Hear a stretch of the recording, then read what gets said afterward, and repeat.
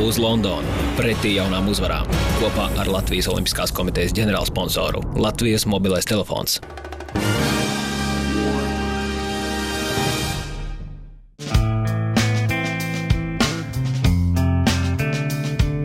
Psychic spies from China try to steal your mind's elation. And if you want these kind of dreams, it's Californication. Give him a big round of applause, the 25-year-old Latvian and the Olympic champion in 2008.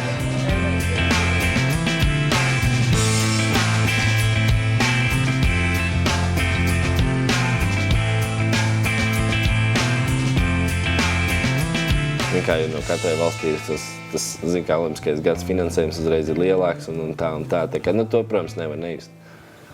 Un brauc arī, tad es domāju, savā starpā ir tādas attiecības varbūt, viņas nevar teikt, ka viņas ir saspīlētas, bet nav varbūt tik brīvas un atvērts, kā viņas, teiksim, iepriekšējos gads. Šodien, kā redzat, man garāža, viņš tā principā man mīļākā vieta mājās. Tā es pavadu ļoti daudz laika ķimerējoties ap ritiņiem. Tā, mēs neesam cietīgi.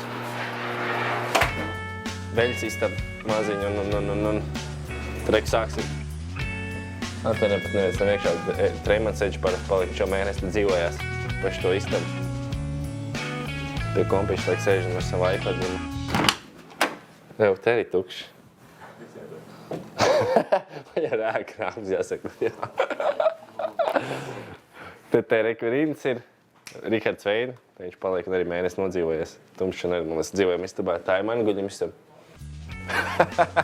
Te jau viss slēpjās. Čai, taču kā es cerētu, tiec aiziet istabā un notēlot. Tas šovai mēs tādā. Daktars, diemžēl, gulējis grīdas, Mareks Asovskis. Treneri palīgs Uldis Pucīts arī, diemžēl, gulējis grīdas.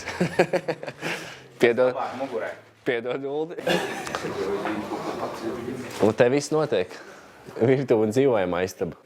Olimpiskā gada sākumā Mārim Strombergam nav bijis daudz izdevības palikt vienam, tā kā viņam patīk. Un martā viņa mājās bija kā viesis. Stabilākā kompānija, treneris Ivo Lakučs un sportisti Rihards Veide un Eģus Treimanis. Un trikots tonus vispār mugurā. Zvērs.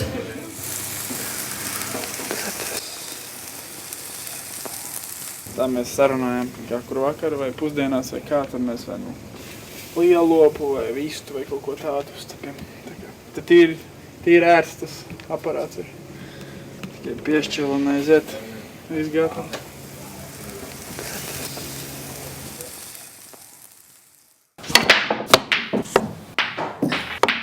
Vakara principiālais biljarda duelis. Māris pret Eģu. Pagaidām nav labi. Mārim uzvar gan tikai pirmajā partijā. Sweet! Es domāju latviski. Bet, zini, kā ir citreiz tādas lietas, kad tu domā, tu latviski tev gribi pateikt, bet tad tev tie angļu vārdi nāk pirmie galvā, liekas, daudz vienkāršāk angliski pateikt dažas lietas, zini kā, tā īsāk, un tad domā, kā tagad, tu no angļu vārds centies latviski pārtulkot. Un tad tā domā, kā lai es teikt latviski to pasaku, bet nav jau man angļu valoda arī tik laba. Lai es zinu, lai tas tā būtu, tā kā es noteikti domāju vēl Latvijas. Ir gatavs. Štoms neēdīšot makaronus, kā tur var. Paņem to mērķi. Šitādas dienas man pietrūks. Mēs agrāk nometnēs, kad braucām čaļi, tad mēs... mums bija vienkārši tāds noteikums, ka katru dienu vienam jātais bija pusdiena. Tad, cik mēs 10 dienas bijām projām, tad tavs 2-3 reizes sanāca uztaisīt. Tā, katrā nometnē, bet pēdējā laikā jau mēs tā esam izlaidušies, ka braucam visu laiku ārā uz nometnēs. Mums vienkārši nav kur taisīt. Arī.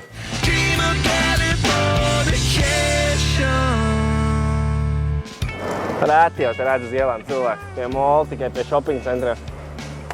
Bāzā visi mašīnās. Bet jātālumi jau arī.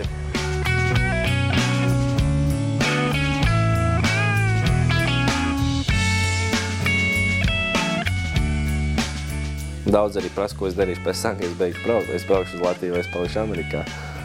Un es nezinu. Es gribu abās. Gan Latvijā, gan Amerikā. Un es domāju, ka bieži būšu Latvijā un bieži es arī gribu, teiksim, braukt atpakaļ, kad ir laiks te labāks un pavadīt kaut kādu laiku arī Amerikā. Tā kā būtu tā kā dzīvot divās valstīs. Nu, bet kā būs, to jau redzēs.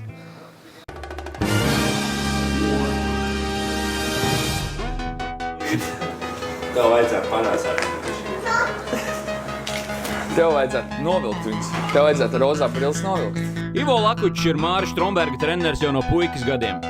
Eiropas čempionāta pārliecinošie līderi Edžs Streimans un Rihards Veide tagad arī viņa audzēkņi. Bez Ivo mūsu BMX sporta šodien būtu grūti iedomājama. Abrīnojami ir viņu spēja virzīties uz priekšu kopā. Savulaik abiem esot sportistiem, tagad trenera un sportista lomā. Viņš ļaujās, lai viņu vada. Tas ir baigais pluss kā sportistam, un kad viņš uzticās tam, ko es daru, un mums ir baigā tāda sadarbība.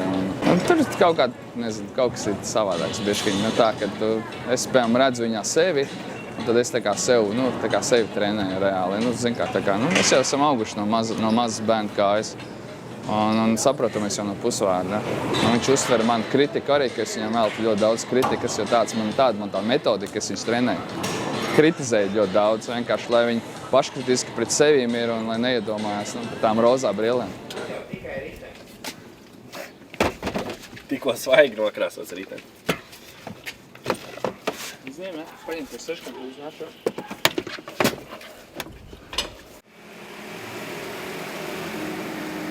Parasti mums tik cēla izbraukšana nav.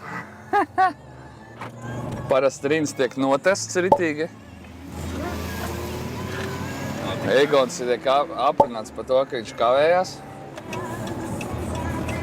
2 dienas līdz pasaules kausa superkrosa pirmajam posmam. Lakuča brigādei dienas plānā 2 treniņi. No rīta svaru zālē, vakarā BMX trasē. Spēku pietiek. Pierasts ir 2 reizes dienā. Ar BMX-im braukt tā ir tā kā atvizināšanās. Tā ir tā patīkamā daļa. Bet principā uz svaru zāli nāk, tas arī patīkami. Šosejā braukt, bet tas man nepatīk. Komandas menedžers te nāca, viņš mums parādīja šo zālīti. Mēs sākām te nākt un kopš tā laika, jau 3 gadu principā pa tejien dzīvojos. Salīdzinot ar Latvijas svaru zālēm, tad pēc viss mazliet savādāk notiek, kad cilvēkiem tas ir tāds. Citi nāk nopietni trenēties, citi nāk tusiņi pēc zālīti. Bet cilvēki nāk, tas viņiem ir labs biznes Amerikā tādā ziņā. That's my job. There's another guy that comes in here. Jā, BMX guy, New Zealand. Amerikā cilvēkiem patīk nākt un parunāties. Ejot garām, saka, vecīt tā kā Rokijs trenējies un tā. Tā kā jā, visādi. Bet zinu, kā citreiz man, kad nāk, kad es pats es vienmēr ausiņas uzlieku. Nākam mūzika, atnāk, izdara visu no mājās. Lai nav pārāk jārunājās. Ar Ivo atbrauc, viņš vienmēr pārmet, kad es kaut kur aizieku, kaut kā sāk runāties un pazūd, zinu kā.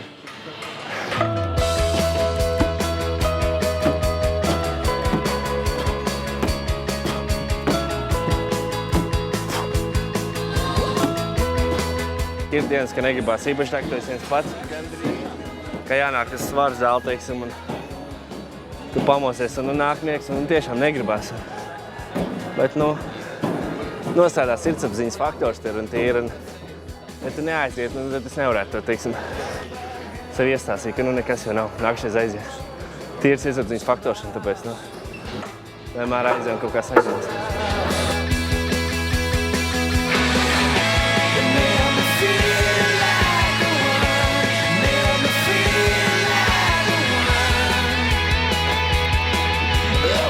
Mēs kā vairāk tendētu esam uz priekšu nekā uz augšu, bet kaut kāds atletisms jau mūsos ir. Jā, tāpēc, tomēr tas tā forši, ka tu vari teikt, ka tu vari ielikt no augšas. Es draugs iedāvu basīšu spēlīt, pamēģināt 8. gadā pirms olimpiādas. Un kopš tā laika es esmu saslimsies, tad baigi seko līdzi. Un vienmēr pēc treniņa mēs vēl pamētājam bumbu, tāpatās, ka ir ko pamētāt, iesildamies kādreiz. Tēvs, protams, uz 40%, lai nav traumas, bet tas ir mans otrais sportveids, jā. Ripu krāmētājs. Iesildies un sākam tagad. Es 12. Tā psiholoģiskā slodze diezgan smaga ir sacensībās un treniņos, jo viņi, piemēram, jaunzelandietis, tad tev trenējās šajā pašā svaru zālē. Viņi gan viņi vien to pašu nedara, bet tāpat skatās, jā. Un tam visam jātiek pāri, un tad tu uzkāp uz tā starta kalnu, uz tās barjeras, un tu esi viņam blakām, saprot, un tev jāatmet viss tas, tā draudzība, vai tu dari savu lietu reāli, ne? Tas ir baigi jāmāk, tas ir baigi var tā nogalināt īstenībā. Tāpēc jāsako līdzi visam ir un jāpalīdz un jākritizē un jādod iekšā, jāsaka, ka tu esi un kad viens tad aiziet bišķi cietīt, tāpēc vienmēr ir labi, kad atbrauc kāds un no malas bišķi kaut ko pasaka viņam.